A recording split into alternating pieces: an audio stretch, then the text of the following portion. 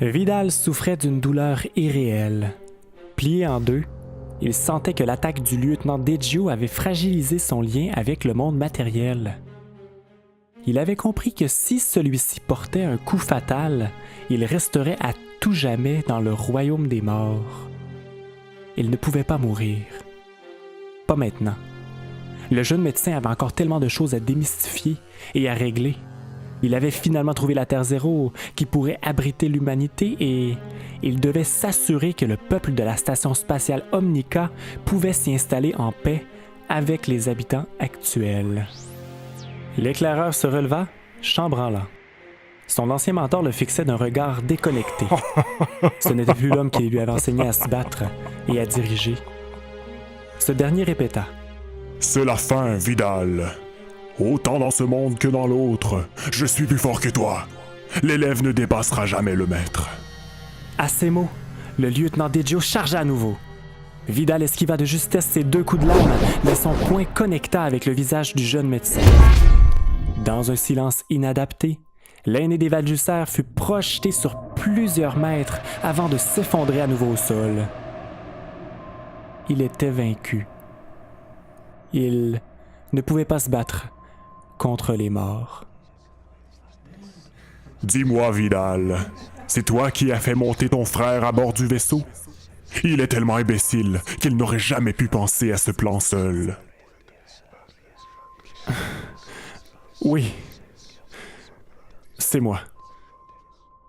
Je ne peux pas croire qu'aujourd'hui, à cause de cela, il est toujours en vie et moi, je suis mort. J'aurais dû être dans la capsule d'urgence.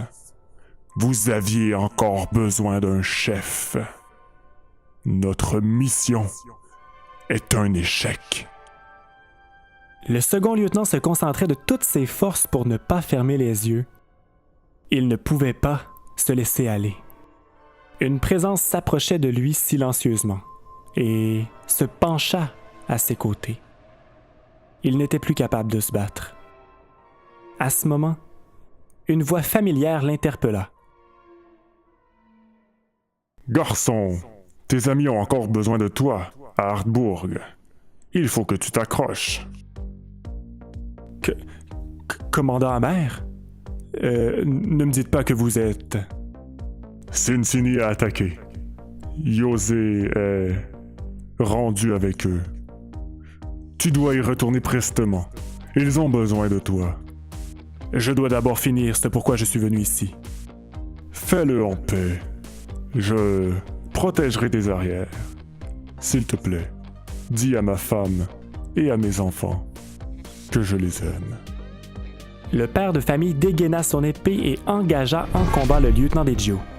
Profitant de la diversion, le jeune médecin tenta de se relever, mais tituba, étourdi. Le maire d'Hartbourg vint à ses côtés. « Vidal, j'ai abandonné mon peuple et les remords m'empêchaient d'avoir accès au repos éternel. À voir ta détermination, j'ai confiance que le village est entre de bonnes mains. Je sens que je peux partir, retrouver ma conjointe, l'esprit léger. » Attendez, vous devez m'aider à retrouver le père du président. Je ne le retrouverai jamais à temps sinon. C'est ce que je fais, jeune homme. Le fantôme du maire semblait être aspiré par le ciel, se désagrégeant par lambeaux. Vidal s'approcha de la silhouette qui s'estompait peu à peu. Il sentait la force qui tirait, qui faisait voyager l'homme vers une autre dimension. Le jeune médecin fusionna avec l'énergie et sentit qu'il était transporté lui aussi. Il se laissa porter par le tourbillon, perdant de vue l'affrontement, perdant de vue le public ricaneur de spectres translucides. « Je ne vous oublierai pas, commandant Amer Sandrin. »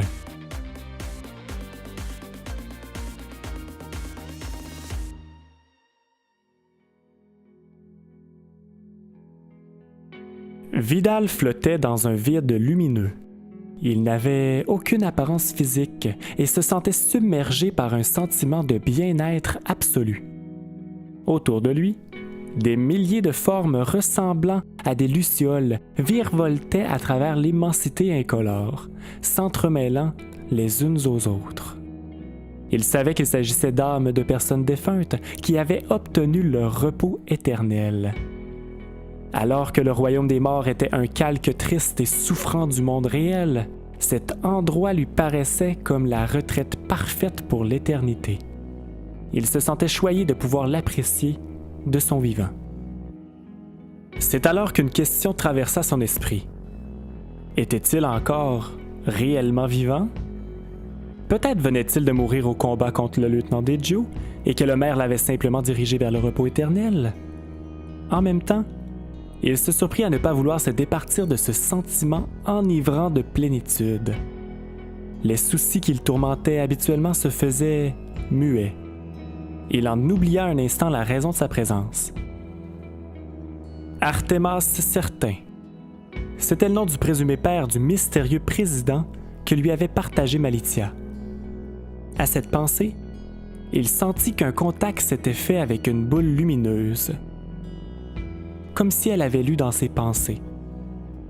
Contrairement aux autres, elle était immobile, flottant devant lui. Il sut qu'il pouvait communiquer. « Bonjour, je me nomme Vidal Valducer. Je cherche le père du président, Artemas Certain. Ce nom m'a été attribué à ma mort pour cacher mon identité. Que me voulez-vous? On m'a dit que vous pourriez m'aider. Je dois vaincre le président de Cincini et le conseil aussi. Ils détruisent les villages environnants depuis trop longtemps. Concentrez-vous sur le conseil. Le président n'existe plus. Vous l'avez devant vous. Pardon? On m'a tué et substitué. Et il n'y a eu aucune nouvelle nomination à ma mort.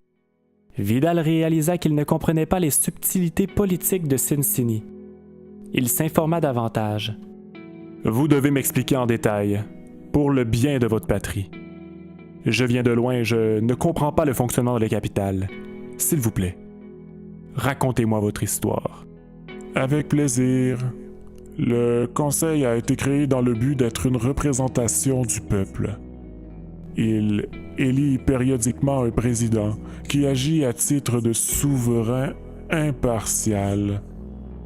Sous mon règne, le conseil s'est fait corrompre, devenant plutôt constitué de différents personnages issus de milieux influents. D'anciens membres ont été tués pour être remplacés. Nous savions qu'un traître se trouvait parmi nos rangs, mais nous n'étions pas en mesure de l'identifier. J'ai découvert la manigance trop tard. Qu'est-ce qui est arrivé ensuite? Ils m'ont assassiné et m'ont enterré sous un faux nom, celui de mon père que je n'ai jamais connu. Il faut comprendre qu'entre-temps, le Conseil a mis la main sur des sphères de pouvoir infinies, celles du feu, de la terre et de l'air. Or, au moins une autre sphère avait été trouvée sans qu'on m'en informe, celle de l'illusion. Je ne comprends pas. J'ai pourtant vu l'homme voilé faire un discours à Cincini. Son fils était à ses côtés. Méridis, le conseil m'a tué afin de prendre ma place. Le président n'est plus qu'une fausse image, contrôlée par quelqu'un possédant la sphère de l'illusion. De cette façon, le conseil s'assure de diriger le peuple en restant au second plan. Méridis, mon fils cadet, est particulièrement manipulable. Il est jeune et insouciant. Il doit encore croire que je suis vivant. Le pouvoir attire ceux qui l'ont déjà. Ce n'est que la pointe de l'iceberg. Le Conseil a tué des centaines d'innocents pour arriver à ses fins. Vidal absorbait tous les détails de la conversation. Ça ne valait pas la peine de s'acharner sur le président et sa famille, comme la résistance avait essayé dans le passé. En voulant frapper fort, ils avaient raté la cible. Le conseil de Cincinnati, qui restait constamment dans l'ombre, devait tomber, même si cela incluait Seyelver et Elisabeth. À mon tour. Maintenant, j'ai une question pour vous sur le monde vivant. J'y répondrai du mieux que je peux.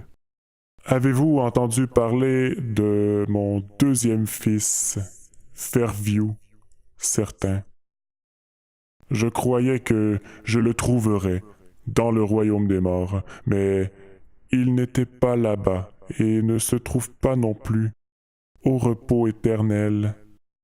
Lors du discours, seul un fils du président était présent. Il était trapu et châtain. Assurément, Méridis. Dommage.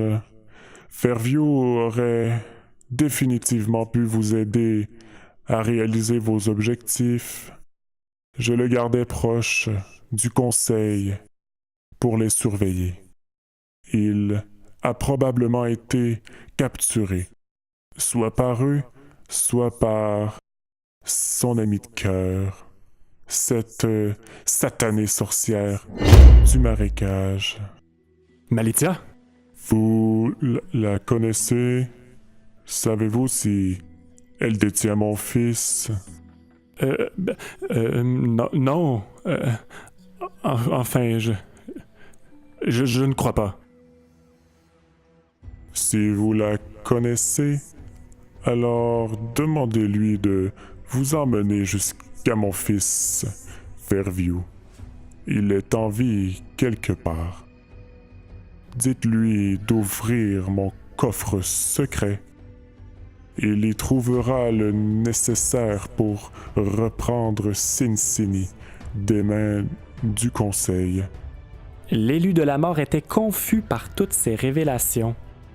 Malitia l'avait elle-même envoyé ici, et il était maintenant sommé de retourner la voir. Elle lui avait certainement caché des informations primordiales. Il n'avait aucune idée de l'endroit où pourrait avoir été enfermé Fairview, l'autre fils du président. Tout ce qu'il savait, c'était que Méridis se trouvait avec Quick dans la Cavernura. Je suis désolé que votre règne se soit terminé ainsi. Ne soyez pas désolé.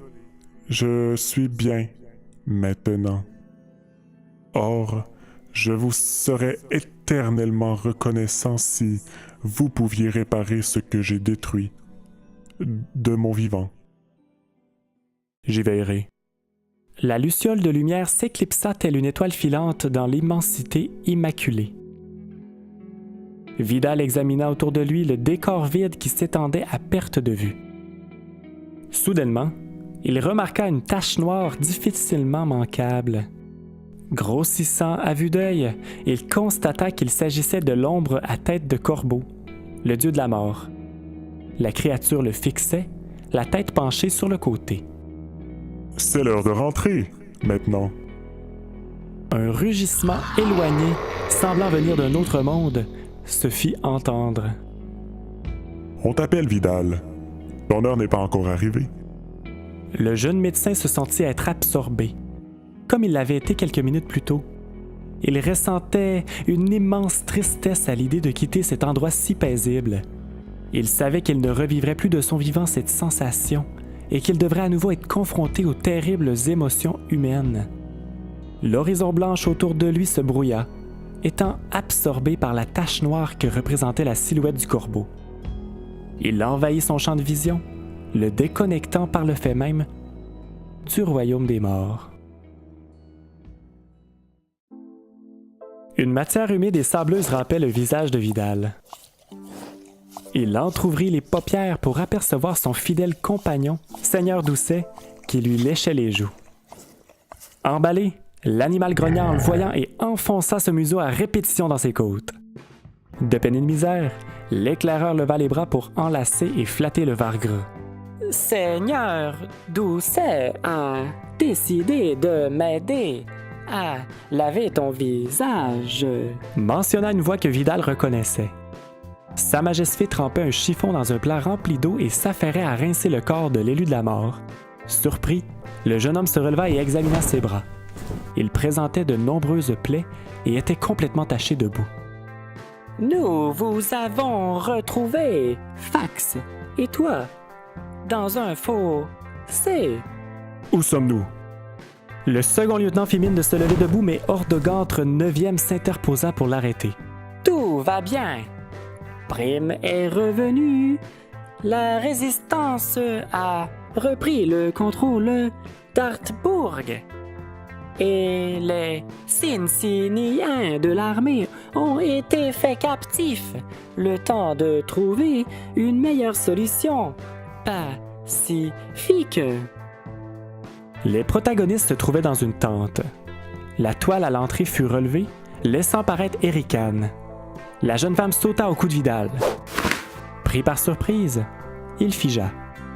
Tu as tenu ta promesse. Prime est revenu et a sauvé mon peuple une deuxième fois. Je n'ai rien à voir avec son retour, marmonna-t-il. L'ancien esclave caressa son visage en ricanant. Et il est un barblus. Allez, finis de te laver et habille-toi. Les autres t'attendent pour connaître ton récit.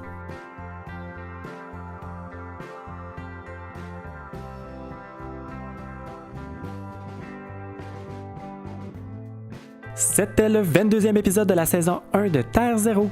Je vous invite à aller voter pour déterminer la décision prise par la Résistance. Le lien se trouve en bas dans la description et les votes se terminent exceptionnellement mardi matin. Dans le prochain épisode, les membres de la Résistance d'Artbourg devront choisir le prochain détenteur de la sphère de la Terre. Ils pourront l'offrir à Garbenvendir, le forgeron, ou à Ericane, la réfugiée. Autrement, ils ont également le choix de la mettre de côté pour l'instant. La décision vous appartient. Et expliquez-moi votre raisonnement dans les commentaires. Le prochain épisode sera diffusé le mercredi 28 novembre à 20h. Fait que soyez au rendez-vous parce que vous serez encore appelés à faire des choix qui influenceront l'histoire. Pour être sûr de rien manquer, likez la page sur Facebook et abonnez-vous à Instagram et à la chaîne YouTube du même nom. Merci!